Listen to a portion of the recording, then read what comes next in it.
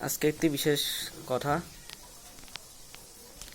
আমি আজকে এবং গতকাল আমাদের যে মঙ্গলবার দিন আমাদের যে হাবড়ায় মুখ্যমন্ত্রী এসেছিলেন ডক্টর আম্বেদকর মাঠে, আমি সেটা বলেছি, আবার একবার বলছি। এবার যে আমি যে রাজনৈতিক নিয়ে করি, আমি টিএমসি নিয়ে করি। আগে বিজেপি করতাম, এখন আমি টিএমসিতে চলে এসেছি।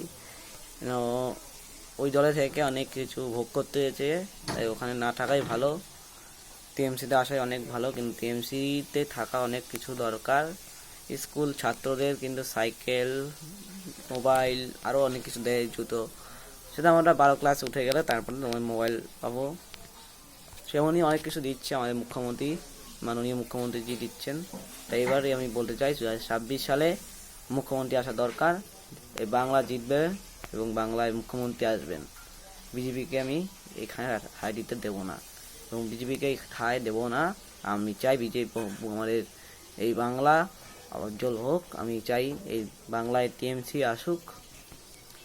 যে যাই বলুক, আমি চাই টিএমসি আসুক, মুখ্যমন্ত্রীজি আসুক। মুখ্যমন্ত্রী, আমাদের মাননীয় মুখ্যমন্ত্রী আসবে এবং আমাদের ভোটে জ্যোতিপ্রিয় মল্লিকই দাঁড়াবে। জ্যোতিপ্রিয় মল্লিক জিন্দাবাদ, বাংলা জিন্দাবাদ। নমস্কার। আমাদের বাংলায় জিতবে।